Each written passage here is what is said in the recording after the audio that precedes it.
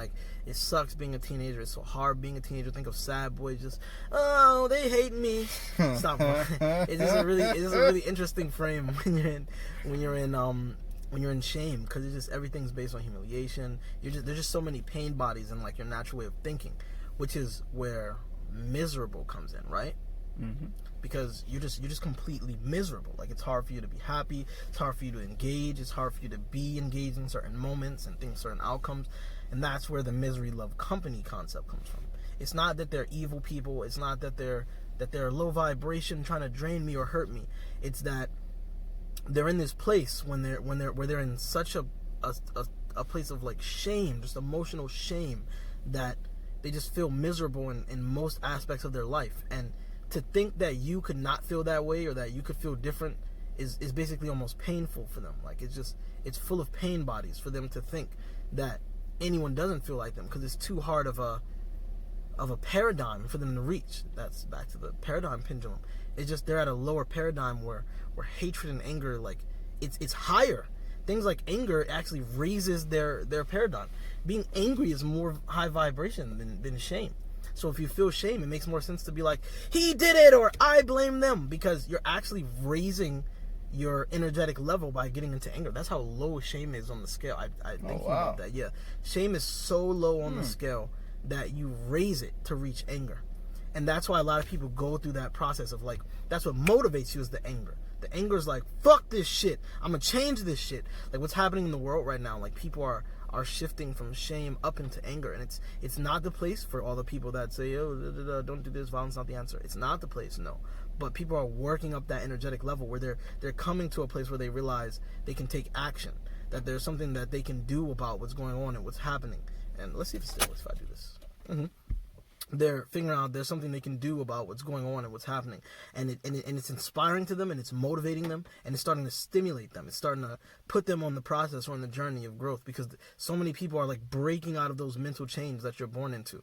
And there's a lot of people on the opposite side, back to misery loves company, and it's not on purpose, but they're just trying to de-rationalize everything and decompress, and they're trying to cope, and they don't want people to thrive, and they're trying to take from everyone, and they're just in this place of just pain body, everything they think, everything they feel, it's draining, it's absorbing, it's needy, it's just take, it's me, it's grab, it's us versus them, versus us and them, us with them, us or them. It's still lower, but if you're there, you're there.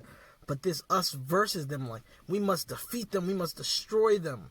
It's that hatred builds that energy. It starts to stimulate. So all the way at the bottom where shame is, where that humiliation hits, and why misery really is there, is because it's just pain bodies.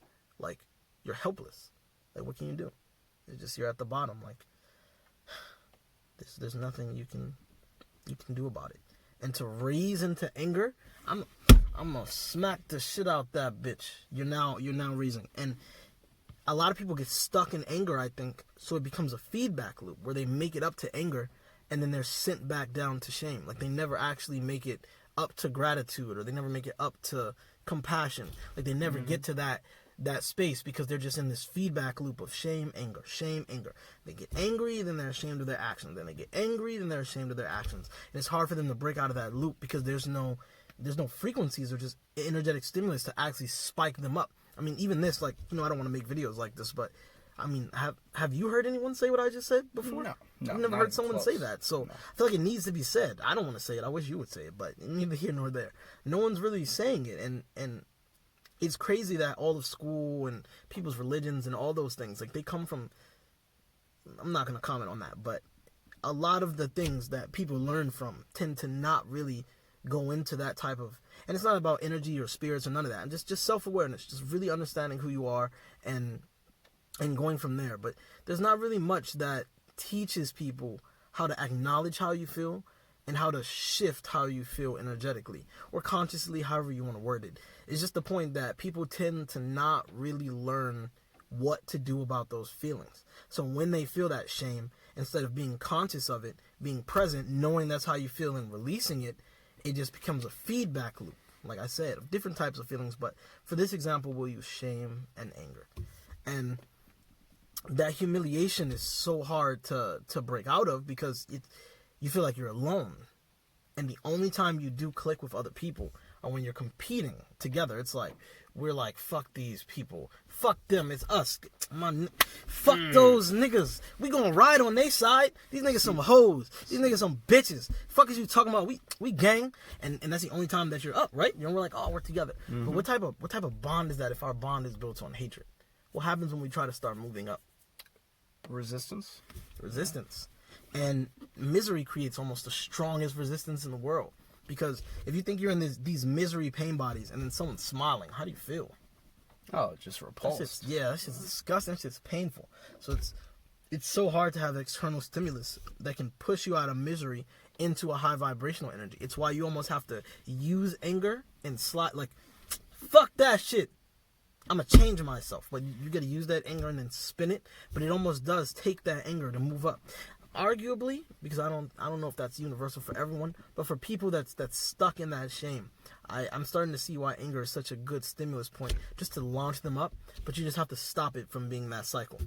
But anyways, I'm gonna let you take it from there. Just what you were talking about, the anger being the catalyst to get people out of that like lower paradigm to be able to move up to a higher paradigm. It's the only time when I've seen like polar posing be able to be utilized in a way for growth. Usually when someone's like in a certain state and then they're like in resistance to it themselves, then it goes back to what you mentioned earlier, where it's like a loop and they just keep bouncing back and forth. But if you're going to the point where you're talking about like self-awareness, if you're aware that you can use a different sensation or feeling to take you away from what your baseline is, whether it be something like anger, it's such a high difference from what you're usually used to, that in that state, you're out of your head, in a sense, although you're still probably stuck in your head. It takes you out of your head from the deeper mentality of you being stifled and just having the world on top of you. And it takes you to a place where, at least instead of, say, for example, if you're really stuck in shame and then you're using anger as a leverage point to move forward, that, say, when you're in shame, 100% of yourself is stuck in your head. But then when you get into anger, you've stepped away from the shame and you have a little bit of clarity. I don't know, maybe like 95% of you is stuck in your head, and that 5% of you that's testing this like new emotion of expressing yourself through anger then gives you a slight bit of clarity that you can use to then try something different. Whereas before you thought that nothing was able to be used to help you move forward. And even going to the example that you made of people like when they collaborate, even when they do collaborate from a place of anger, it's not to like resolve anything. It's still in like a competitive sense, like us versus, instead of us together moving forward. And then they're like, oh, that was a positive reference experience. I actually, out of anger, changed a little something. And then from there, they're like, oh, well, maybe this anger works. And then they stack a few positive reference experiences. But you mentioned paradigm pendulum, and I feel like that was a great example of how it'll take time to like, as a pendulum swings, to get the velocity to actually like go up high enough to then, swing from a different tier.